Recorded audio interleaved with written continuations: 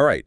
Welcome to the Deep Dive, everybody. You guys have sent us a really, really fascinating collection of stuff on, well, overthinking. You know, that mental maze we all kind of find ourselves in sometimes. Something we all deal with, that's for sure. Yeah. And one resource that really jumped out, well, there were a bunch, but this one, Stop Overthinking by Nick Trenton. It really lays out a pretty huge toolkit, doesn't it? It does, yeah. I mean, 23 different techniques, if you're actually counting. 23. That's a lot to process. I mean, kind of ironic, right? You're telling me. So many strategies to choose from. It could almost lead to more overthinking, trying to figure out where to start. Almost like a recipe for overthinking, yeah. Exactly. And that's where this deep dive comes in, right? We want to sift through all 23 of those techniques with you, pull out the real gems, what can actually help you quiet that mental noise and be more present. Yeah, think of it as your guide through this whole thing. We're going to dig deep and try to leave you with a clearer path to, well, taming that inner voice, that voice that just never seems to stop sometimes. The one that loves to chime in, even when we don't want it to. Especially then.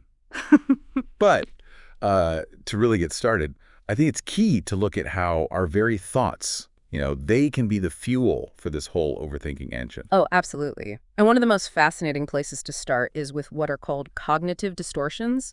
These are, think of them as these sort of mental glitches, that can really warp how we see things. Glitches in the system. Exactly. Like, has your mind ever jumped to, the worst possible scenario, even when, realistically, it's probably not going to happen? All the time. Right. Well, that's often what's called catastrophizing, a very common cognitive distortion.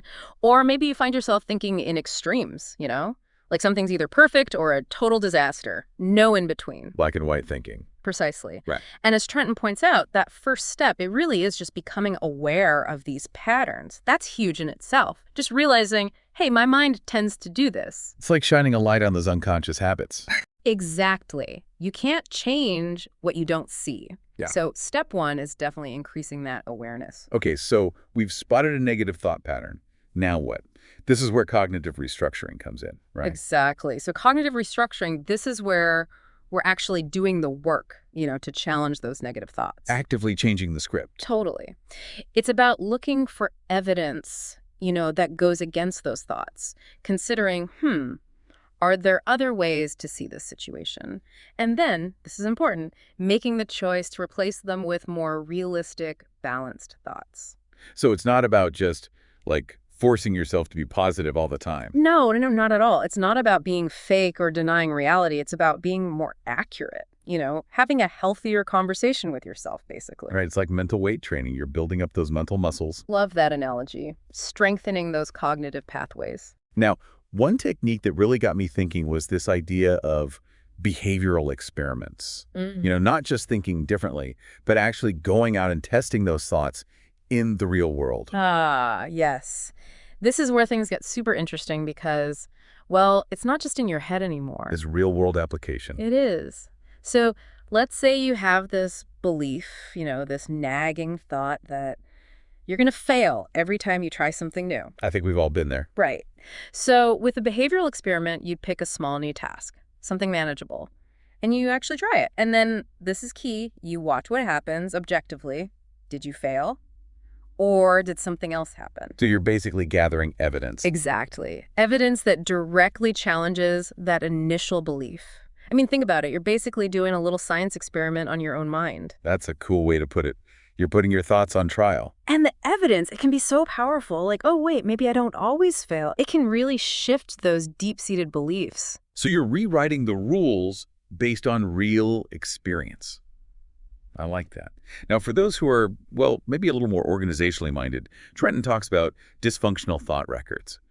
What are those exactly? You know how we talked about shining a light on those thought patterns? Well, a dysfunctional thought record, it's basically a structured way to document and really analyze those patterns. You jot down the situation that triggered you, what thoughts popped up automatically, how did you feel emotionally, how intense was it? So you're getting very specific about it. You are. And then, this is the crucial part, you really examine those thoughts for any of those cognitive distortions we talked about, and you try to come up with a more balanced, a more realistic thought to replace it with. So you're not just noticing the thought, you're actively working to change it. Exactly. And over time, if you keep using this record, well, you start to see those triggers more clearly. You spot those unhelpful thinking habits faster, and then, boom, it's easier to address them in the moment. It's like having a mental weather map. Oh, I love that. A mental weather map. You can kind of see the storms coming and maybe even navigate around them a little better. Precisely. Now, there's also this idea of self-scripting, which sounds a bit like, actively feeding your mind those positive affirmations. You got it. It's about creating and really intentionally repeating those positive, empowering messages, to counter that negative self-talk that we all have. Because that negative self-talk can be so loud sometimes. Oh, it can be relentless. Right. But self-scripting is like you're creating your own mental soundtrack, a set of mantras, if you will, that you can turn to when that inner critic starts getting a little too loud. So you're basically drowning it out with something more positive. Okay, so that gives us a good set of tools for tackling the thoughts themselves. But what about calming the mind? Just sort of quieting the mental noise. There are some great relaxation and mindfulness techniques in here, too. Absolutely. And if you want something you can use right away, the 5-4-3-2-1 grounding technique, that's a good one. That one sounds very practical, very in the moment. It is. It's perfect for when you feel that overwhelm, those racing thoughts, anxiety. And it's really simple. You go through your 5 senses one by one. First, you name 5 things you can see around you.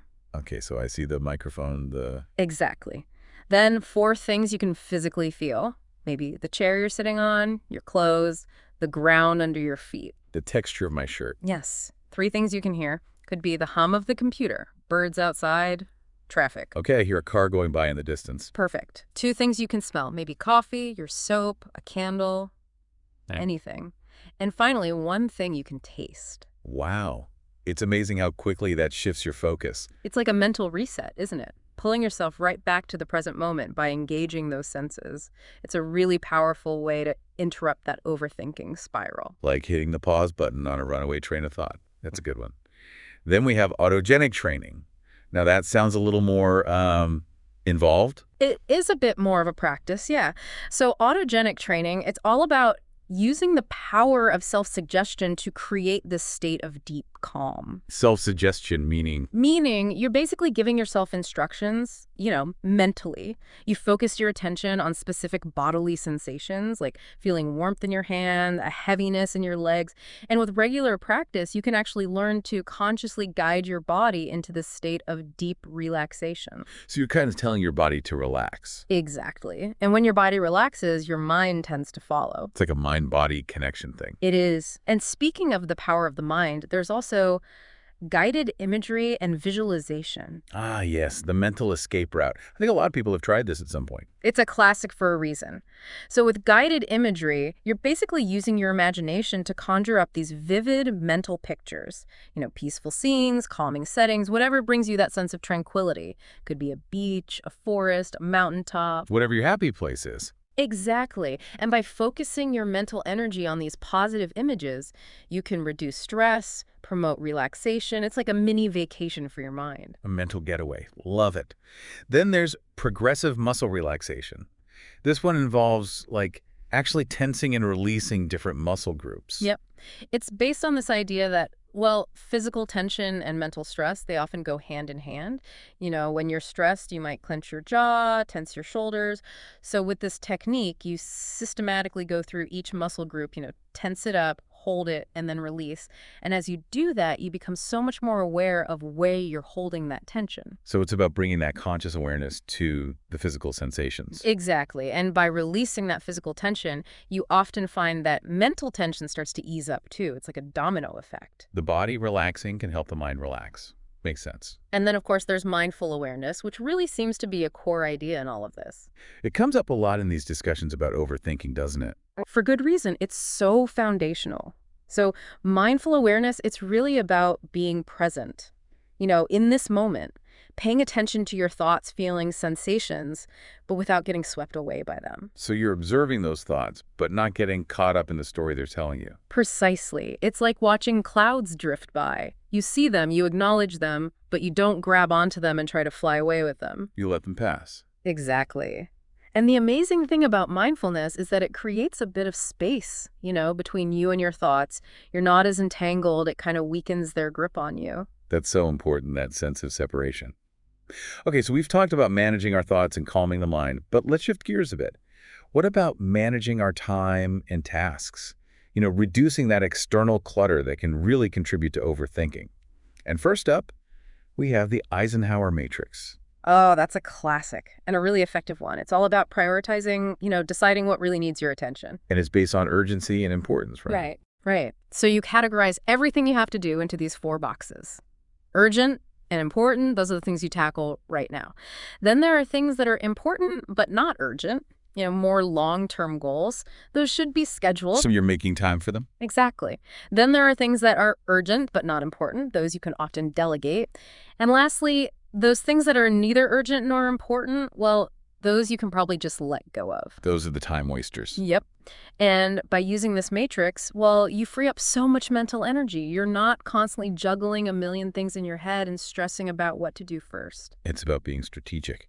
Okay, then there's time blocking, which sounds pretty self-explanatory. It is. It's about allocating specific blocks of time in your day for specific activities.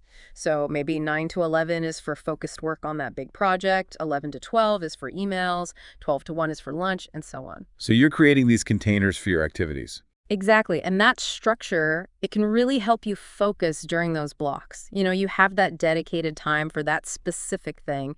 It reduces that feeling of being pulled in a million directions at once. Which is often the trigger for overthinking. That sense of, I don't have enough time. And then you start worrying about everything you haven't done yet. So time blocking can really help with that. Okay, next up, we have SMART goal setting. I'm sure a lot of people have heard of this. Yeah, SMART goals are everywhere these days. Yeah. But how do they help with overthinking?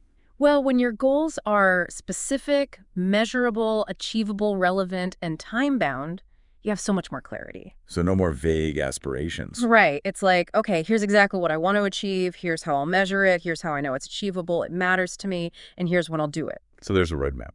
Exactly.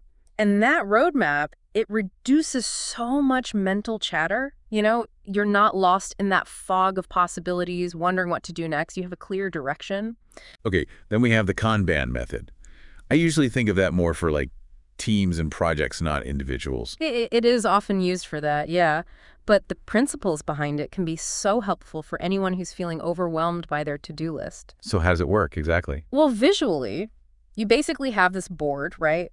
Could be physical, could be digital. And it's divided into columns. Each column represents a different stage of a process, like to-do, doing, done. And you move tasks between these columns as you progress. So you see everything laid out in front of you. You do. And that visual overview, it's so powerful. You can see where you are in each task, what needs attention, what's finished. It really reduces that feeling of mental clutter. It takes it out of your head and puts it somewhere you can actually see it. Exactly. And lastly, in this section, we have Allen's input processing technique. Now, this one's all about efficiency. Tell me more. So this is a big part of David Allen's getting things done system, and the focus is on making quick decisions about any new input that comes your way. That could be an email, a task, an idea, anything that needs your attention. So you're not letting things pile up? Nope. You process it right away. Is it something you can do in 2 minutes? Do it now. Can you delegate it? Great. Does it need to be scheduled for later? Put it on your calendar. Is it irrelevant? Delete it. It's about taking action right then and there. Exactly. And that prevents things from building up in your mind, creating that mental clutter, and leading to, you guessed it, more overthinking about what needs to be done. That constant nagging feeling of unfinished business. Yep. This technique really tackles that head on. So we've covered managing our thoughts, calming our minds, organizing our tasks. But there's another important element here, writing. How can journaling and reflection help us manage overthinking? Yeah, writing can be really therapeutic, can it? Absolutely. And one technique Trenton mentions is keeping a stress diary. It's pretty straightforward. You just regularly write down situations that cause you stress, how you feel in those situations, what thoughts come up, and how you coped. So you're tracking your stress. You are. And the amazing thing is, over time, you start to see patterns. Oh, this kind of situation always triggers these thoughts and feelings in me. And that awareness is gold. because then you can start to develop more effective coping strategies for those situations. So you're becoming more proactive in managing your stress. Exactly. It's like you're no longer caught off guard by it. You see it coming and you're prepared. Then there's the feelings dump. This one's less about analysis and more about just getting it all out. Like a mental purge. It is. You just sit down and write down every thought, feeling, worry, whatever's swirling around in your head. No censoring, no judging.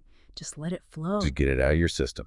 Exactly. And that release, it can be so powerful. You're literally taking those thoughts out of your mind and putting them somewhere else. It can create a lot of mental space. Like clearing out the mental inbox. And finally, in this section, we have narrative therapy, which sounds really interesting. It is. It's all about the stories we tell ourselves, about our lives, our experiences. The narratives we create. Exactly. And with narrative therapy, you're basically examining those stories. You're looking at those narratives, those beliefs about yourself, your past, your abilities, and you start to question them. So challenging those stories that might be causing negative thought patterns. Yes. And you can actually start to rewrite those stories. Create new meanings, more empowering narratives. It can really help you feel more in control of your thoughts, your attention. So you're taking charge of the narrative. That's powerful stuff. Okay, last but not least, let's talk about emotional regulation and attitude shifts. Now, how can we actually change the way we feel and think about things, which ultimately impacts how much we overthink? Such an important point. Because our emotions, they really drive so much of this. Absolutely. And one technique that stood out to me was the opposite action technique. What's the idea behind that?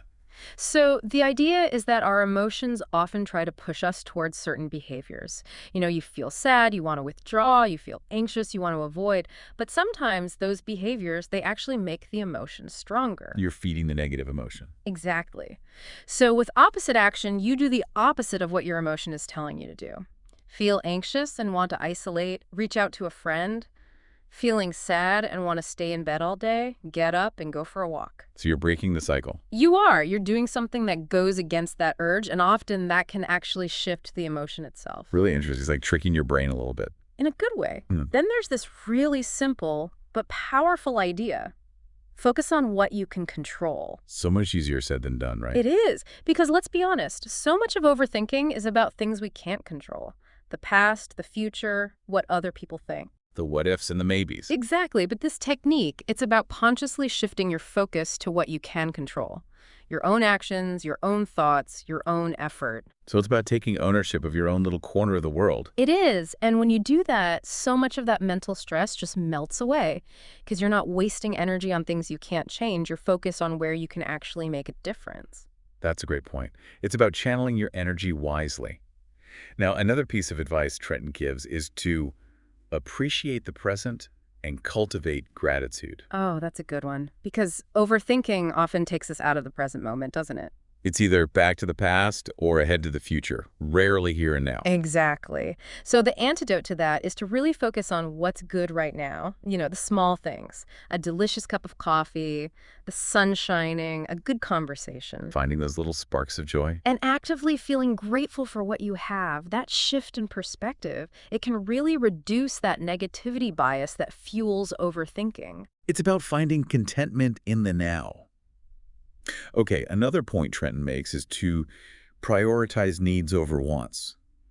How does that help with overthinking? Well, think about it. When we get caught up in that constant cycle of wanting more, it creates so much mental clutter. That feeling of never having enough. Right. You're always evaluating, comparing, wanting the next thing, and that can be exhausting.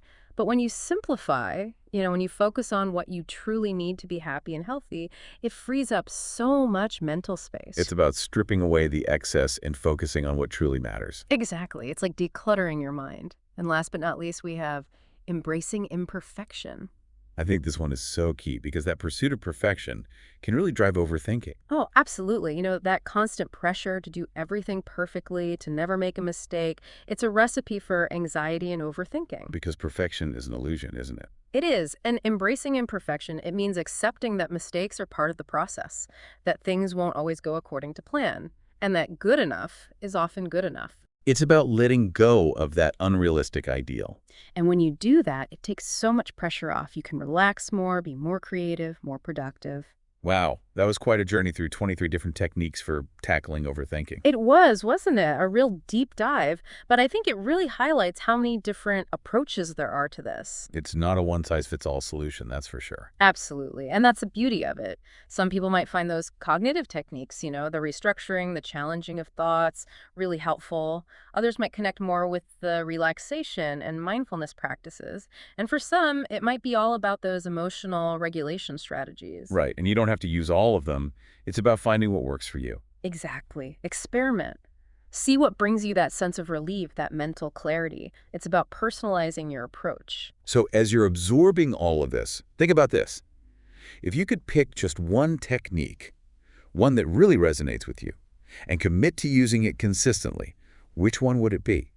What could have the biggest impact on your daily life, on your tendency to overthink? Pick one, maybe two, and give it a try. See what happens. See if those mental waters start to calm. Thanks for joining us on this deep dive. We'll see you next time.